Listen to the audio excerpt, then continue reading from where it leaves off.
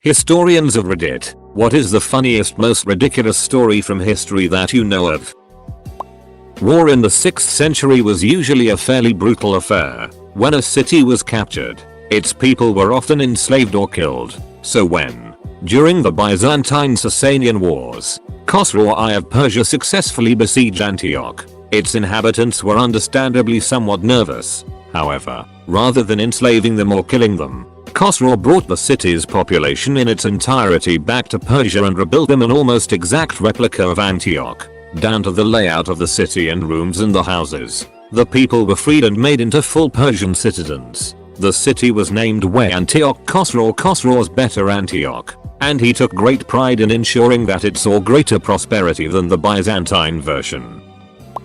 Diamond Jim Brady was one of the richest men in late 19th century America. He was famous for living large, throwing lavish parties, and as a big eater. When he threw a party at Delmonico's in New York, they saved the champagne corks, and he was never happier than when they were brought to him in a couple of laundry baskets. He was also a teetotaler. He never drank wine or liquor because he believed them to be bad for his health. Instead, he drank orange juice by the gallon. He died of kidney stones, which his doctor blamed on drinking too much orange juice. Johnny Cash was the first American to hear about the death of Joseph Stalin. He was working as a radio operator for the military at the time of Stalin's death and was the first person to receive the message.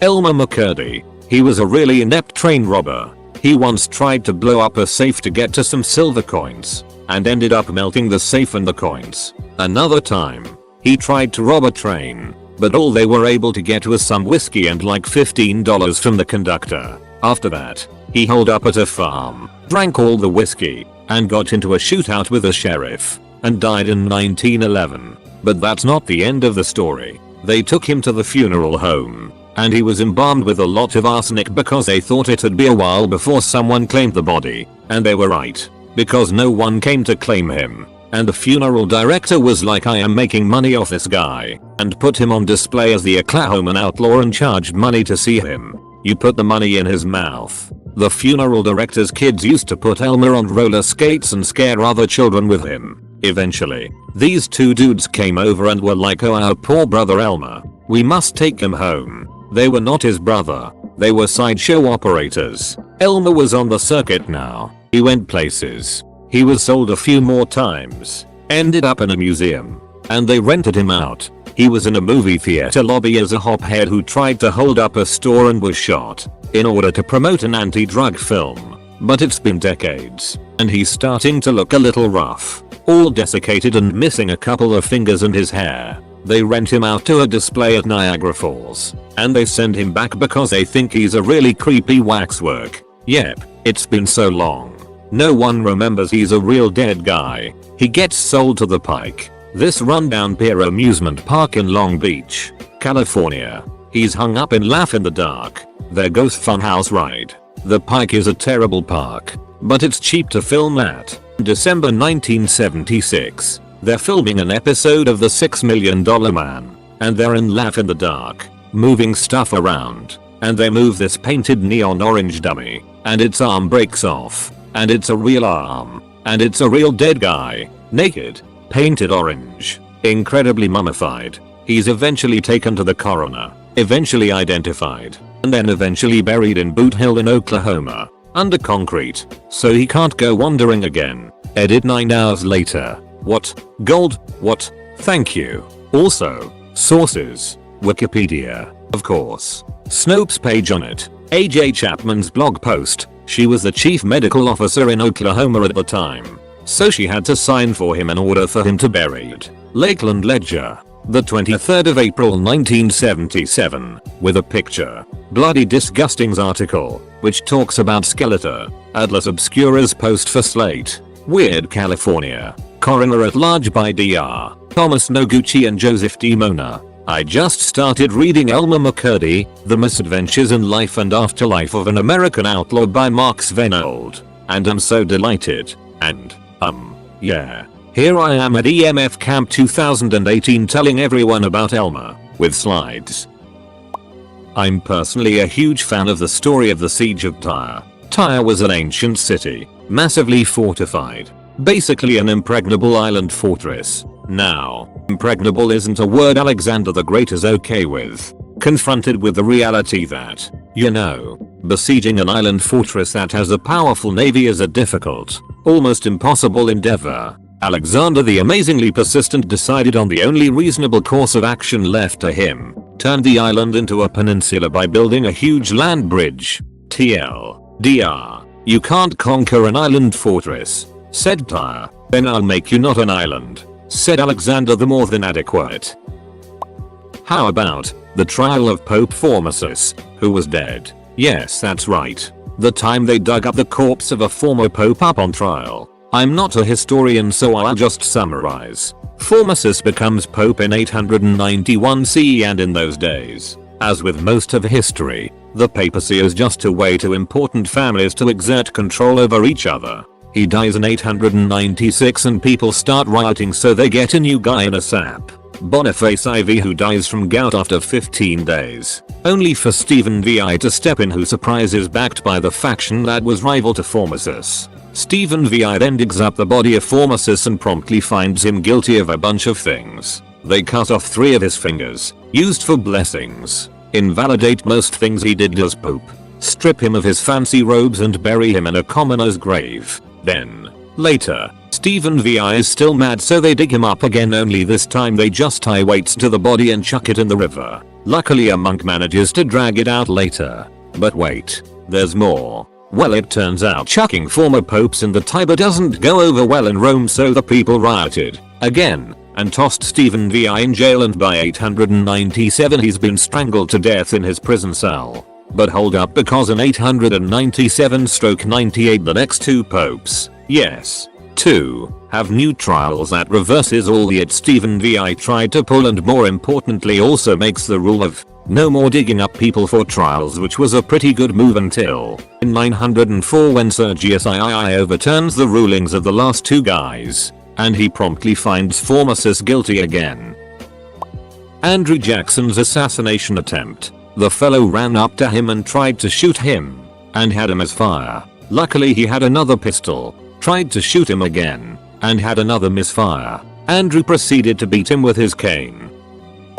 After the assassination of Archduke Franz Ferdinand of Austria, the event which many attribute as the catalyst to World War I, Tsar Nicholas I of Russia, King George V of England, and Kaiser Wilhelm of Germany all wrote a series of letters to each other for a month deciding what they would do. Should we go to war? Should we not? Very casually, the 3 men, being cousins, addressed each other as Willie, Nicky, and Georgie in their letters. World War I was a war that started out as almost a sport or a gentleman's game between 3 sociopathic family members. Basically, Roland the Farter was a court jester in the 13th century who was given a 30-acre farm and manor house by King Henry II. In return he was required to entertain at the king's annual Christmas party with an act called a leap, a whistle and a fart. There was a War of the Bucket in 1325 between 2 city-states, Bologna and Modena. The Modenese soldiers stole a bucket from a Bologna city well and sparked a war in which around 2,000 people died. The Modenese eventually won and they still have the bucket on display, still to this day. Here's the bucket. Winnie the Pooh came from a bear beloved of English children that lived in a London zoo. The bear was the mascot of a Canadian Army unit and was given to the zoo when the soldiers returned to Canada after World War I. Winnie is short for Winnipeg, the bear's real name. The lone Viking at the Battle of Stamford Bridge. Norwegians versus the English. Supposedly this one Viking held the bridge and nobody could kill him until an archer went under the bridge and shot him in the balls. That or how jolly old street Nicholas punched a heretic in the face at the Council of Nicaea. Not a historian, but my mom tells stories from living in Key West in the 80s. My favorite is the Conch Republic.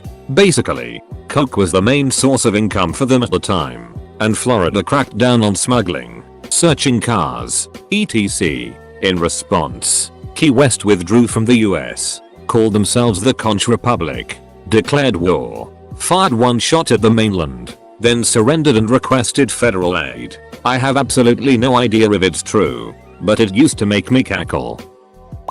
The Roman Emperor Valentinian died by self-induced brain aneurysm triggered when he screamed his head off at representatives from a confederation of German tribes that refused to make promises of peace. His death is my favorite imperial death in Roman history.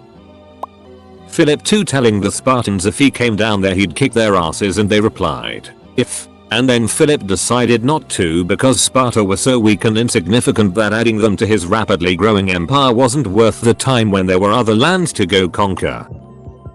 When the composer Rachmaninoff wanted to befriend Stravinsky, also a composer, Rachmaninoff remembered Stravinsky casually mentioning as a part of a story that he enjoyed honey. Rachmaninoff showed up at his door at the middle of the night with a gigantic jar of honey. The Habsburgs were inbred as duck. Poor Charles II got totally screwed over by this, and WHRN he died. The physician who performed his autopsy stated his body did not contain a single drop of blood, his heart was the size of a peppercorn, his lungs corroded, his intestines rotten and gangrenous, he had a single testicle, black as coal, and his head was full of water. Not a historian Ossery studied English. In an American literature class we had to read a portion of the New English Canon by Thomas Morton. Morton was a man who came to what is now the United States around the same time as the Pilgrims. In fact, he came with them. Only problem is that he hated the Pilgrims. He really hated Puritans. Instead of chilling with them he decided to found his own settlement in the woods. He called it Marymount. Now, Thomas Morton may have lived at the same time as the Pilgrims, but he was way ahead of his time. He thought the natives were cool people, so he traded with them. Specifically, he traded guns with them. You can imagine how this sat with the Puritans living nearby, not looking to win them over through other means. Morton also allowed Marymount to become a safe haven for escaped slaves and indentured servants who didn't want to be indentured anymore. Morton spent most of his time partying and writing bad poetry. He was planning a big May Day celebration where all of his native, escaped slave, and liberated servants would party with him while singing and dancing to some of the terrible lyrics he wrote. He was seriously bad at poetry. Unfortunately, his plans were thwarted by some of the Puritans who lived nearby who decided to arrest him. In the New English Canon he refers to one prominent Puritan solely as Captain Shrimp. I highly recommend finding a copy and reading through it. Circumcision was largely made popular in the US by John Harvey Kellogg, of cornflakes fame. Also, cornflakes were originally made and sold as part of an anti-masturbation diet, invented by Kellogg and his brother. Weird dude. In 1956, for a bet and while drunk, a man named Tommy Fitzpatrick stole a small plane from New Jersey and then landed it perfectly on the narrow street in front of the bar he had been drinking at in Nick. 2 years later, he did it again after someone didn't believe he had done it the first time. Here is an article about it. I like the Papal Schism, which is when 3 dudes ended up declared pope at the same time. The story of Wojtek the Bear in the Polish army is good too. At least I think they were Polish. I don't really care. The bear liked to eat lit cigarettes and caught a spy once. Okay. 1. Battle of Karansebes, modern day Romania. Austrian army is sent out during the Austro-Turkish War. A unit is split up to cover more ground or something. The two halves meet up again, and because of the different languages the soldiers spoke, and maybe a tad bit of drunkenness, the two units were confused and started firing at each other. 2. The 12 battles of the Isonzo. Italian forces engaged in 12 separate battles with Austro-Hungarian forces during World War I around the Isonzo, Soka nowadays, river. Most of the fighting was in present-day Slovenia and Italy. The Italians won 5 times. The Austro-Hungarians thrice. 3 inconclusive, and in the end, the Austro-Hungarians won. Louis and his anal fistula.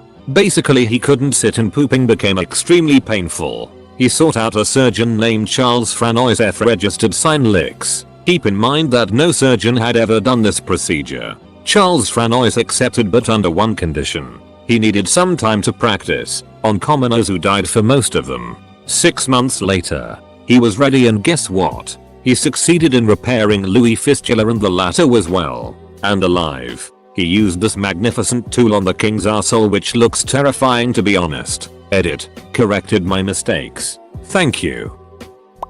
I may have posted this before, but Appian's history of early Rome has some pretty wild stuff. My favorite is from the Samnite History Via 2 page 79 of Loeb, concerning the embassy sent to Tarentum to demand that the prisoners who had been taken there be surrendered. The Tarentines made difficulties about admitting the embassy to their council at all, and when they had received them jeered at them whenever they made a slip in their Greek, and made fun of their togas and the purple stripe upon them. But a certain Philonides, a fellow fond of jest and ribaldry, going up to Postumius, the chief of the embassy, turned his back to him, drew up his dress and polluted him with filth. The spectacle was received with laughter by the bystanders. Basically, Tarentum was a Greek settlement in Italy. They had taken some prisoners who were Roman allies. Rome sent an ambassador to demand their release. So some guy projectile diarrheaed on the ambassador. Naturally, it did not end well for the Tarentines. There's a lot of myths surrounding Minamoto no Tamatomo. He is believed to be this ridiculous archer standing at 2 meters tall. After losing in a war to his older brother, he is exiled to an island. Well, the winners of the war realized that we shouldn't just leave him there, he might come back for revenge one day. So they sent a small fleet after him. He supposedly took down an entire ship via bow and arrow, but there were too many people. So he retreated back to his place and waited for the men pursuing him. When they arrived, he stood up, cut open his belly and started throwing his guts at them. This is also possibly the first record of seppuku. He is also the supposed father of the first king of Okinawa, which gave justification to the Japanese people for the control over Okinawa. Alexander the Great was sacking a city that had a big wall around it. His men camped around the city in the form of a siege. 2 soldiers got quite drunk and then got into an argument about who killed more men. They both armored up and went to a nearby gate, where they started fighting the city's army as they exited. Eventually, a full-blown battle erupted between Alexander's army and the cities, with Alexander almost winning. It's not a very funny setting, but I love the Colditz Castle, O-Flag IV CPOW camp, escape attempts of World War II, which include hiding in a tea chest, mostly funny because the escapee was so short. He was known as the medium-sized man, dressing up and drag, making and using the classic bedsheet rope, digging many tunnels, building an entire duck-line glider behind an entire fake wall in an attic. A few prisoners also became ghosts, meaning they remained inside the castle but could not be found by the Germans. During World War I, the 80-man army of Liechtenstein was sent to guard an Italian mountain pass against foreign invaders. When they returned, they were greeted with a hero's ceremony in Vaduz, but to the town's surprise there were 81 men in the returning contingent. Apparently, the Liechtenstein army made friends with an Austrian while deployed, and brought him back with them. The details are a bit foggy on this piece of history, but if the sources are correct it would mean that the Liechtenstein army would be the friendliest army in history. Capital L. Ron Hubbard and Jack Parsons, father of American rocket science and noted Thelemite, both lived together and performed occult rituals meant to summon a moonchild, a being who was in theory supposed to usher in the age of Aquarius, or Summit. Hubbard ended up running off with Parsons' wife and founding Scientology. The time Thebes threw a hissy fit over one line in a peace treaty with Sparta and Athens, and decided to go to war with Sparta instead of, peace, and they won, using their special forces called the Sacred Band, which were 150 pairs of gay men. As a result they pretty enjoyed being in the top 3 powers of Greece until King Philip of Macedon. Also, Philip lived and studied in Thebes at this time, and was inspired by tactics used by the Sacred Band. His son Alexander expanded on this to conquer most of the known world. TLDR, Thebes wants peace, throws tantrum, defeats Spartans using gay soldiers. Alexander the Great conquers world using gay tactics. David Ogilvy said the funniest line in his school history book was the Austrians held the Po while the Italians slowly evacuated. Dr. James Barry was an incredible doctor who was known for being the hardest creature they had ever met by people like Florence Nightingale. At one point the guy got his hot-headed ass into a pistol duel where he shot the hat off his opponent while taking a bullet to the leg. He immediately got to work pulling it out and patching himself out that it impressed the officer he was dueling against and they became close friends. He was the first British military Irish person to perform a successful C-section where both the mother and child survived, long before anesthesia properly existed. After his death it was revealed that he was born female, but lived almost his entire life as a man. The British military, so ashamed, sealed his records for over 100 years as if that was going to prevent anyone from knowing that one of their best and most influential doctors of all time, who was a hardened badass, was female. We have written evidence from some ancient Greek called Xenophon about him kissing his dog on the lips. This man lived about 2000 years ago. The Russo-Japanese War is always interesting.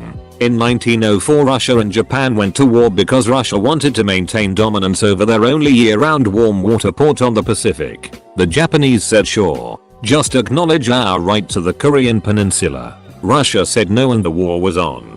Japan sank most of the Russian fleet in 1904, and there was a 7-month lull on the naval front while the rest of the Russian fleet sailed from the Baltic Sea through the Mediterranean Sea, around Africa, and all the way to Japan. On their way they almost started a war with the UK by shooting at British fishermen. Russians were also sacking Manchuria on the ground, which is of course Chinese, on the grounds of all you Asians look alike and you're probably working together. The coal-powered Russian fleet couldn't come into the ports of neutral countries to pick up fuel, so they had to be continually resupplied at sea as they traveled the long way around half the globe. When the Russian fleet finally arrived after 7 months, they were smashed by the Japanese in less than a day. During the conflict they lost almost their entire navy. They settled on terms worse than those offered by Japan at the outset of the conflict.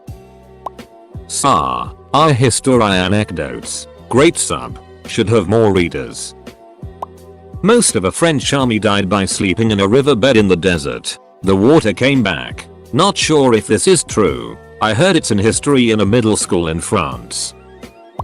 My favorite. This is off the top of my head but the Today I Found Out channel on YouTube did an excellent video on the tale. It's from World War II. An American dentist, whose name I can never remember but I wish I did, entered the army as a medic, wanting to help the war effort, and ended up doing so by stitching up the soldiers. At one camp, he had just finished busting his hide to save a couple of men when some Japanese soldiers sneaked into the tent and killed off the guys he just saved. Understandably incredibly angry about that, the dentist went and took those 2 down barehanded. Then 2 more who came into the tent, killed them by bludgeoning to save anyone else around. Then he went out of the tent. Later on, another troop found his body at the camp, slumped over a mounted machine gun with something upwards of 80 enemy soldiers' bullet-riddled corpses encircling him. Not only that, he had taken several bullet wounds and survived them all before he was even done fighting. As later examination of the body uncovered,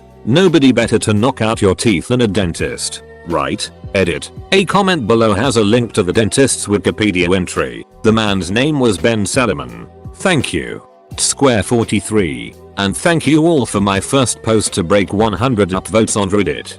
D.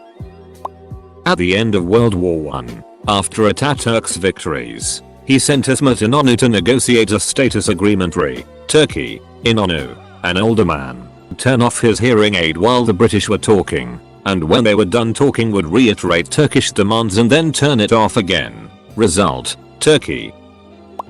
John Wilkes Booth was killed by Boston Corbett. Corbett was a crazy religious fanatic who, after running into a pair of prostitutes, removed his testicles with scissors. He then took a walk and went to dinner before going to seek medical attention. Also, Corbett was under strict orders to bring Booth in alive, but God told Corbett to kill Booth. The military was furious, but Corbett was such a hero to everyone that they couldn't punish him. The whole story of Lincoln's assassination is bonkers.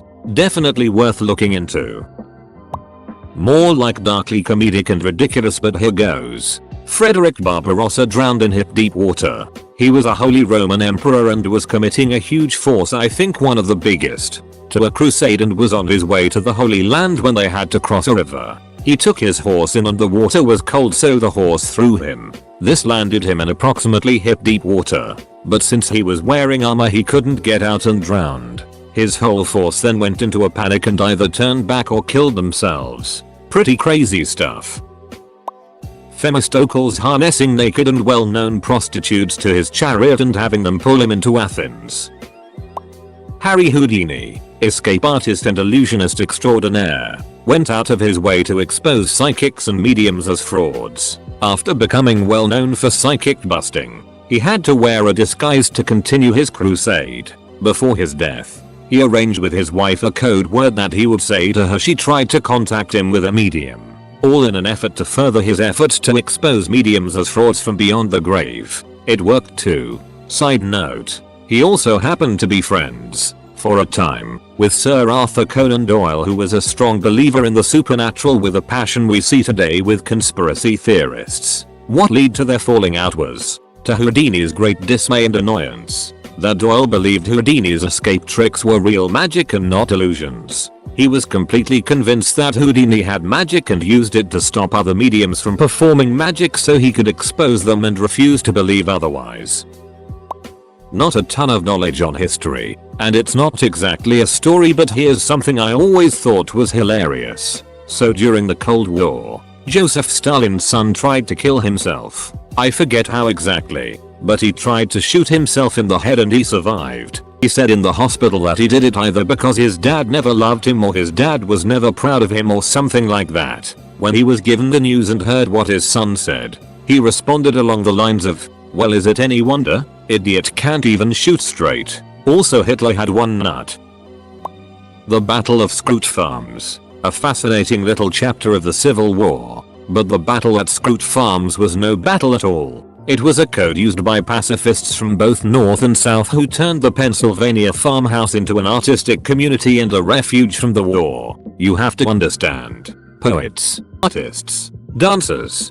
These kinds of men preferred peace to war. These delicate, lovely men found a place of refuge among the Scrooges at Scrooge Farm, amidst the macho brutality of war. This was a place where dandies and dreamers could put on plays, sing tender ballads, and dance in the moonlight. I like to think of Scrooge Farm as the underground railroad for the sensitive and, well, fabulous. Hear the story of St. Lawrence. He was the church's treasurer in the early days, 3rd century CE, back when Christians were still low on the food chain. When the Roman emperor had the Pope beheaded and demanded the church's riches from Lawrence, he divided them among the faithful and then presented a group of poor, orphans, lepers, etc. to the emperor, proclaiming that these people were the Christians' true treasures. The Romans were not happy about that, so they had him tortured and then executed by roasting him on a grill. After he was lying on the grill on his back for some time, he allegedly said, "I'm quite well done on this side. You can flip me now." To this day, St. Lawrence is the patron saint of chefs and comedians alike. The Battle of Racenay as well. A bunch of German panzers ran into a Russian tank unit and fought for several days. Most Germans were impressed by how strong the KV tanks were. Eventually the Germans won and stopped to get out of their tanks and inspect a destroyed KV-1 or KV-2. Accounts vary. They started banging on the hull and the turret started rotating. The crew was only stunned and still alive. The Germans had to shove grenades into the viewports to finally kill the crew. When William of Normandy, aka William I, aka William the Conqueror, aka William the Bastard, died, various circumstances led to too much time passing before he was embalmed and buried. When the assorted nobility finally got around to shoving his bloated corpse into his stone sarcophagus, he burst. In the words of Orderic Vitalis, the swollen bowels burst, and an intolerable stench assailed the nostrils of the bystanders and the whole crowd.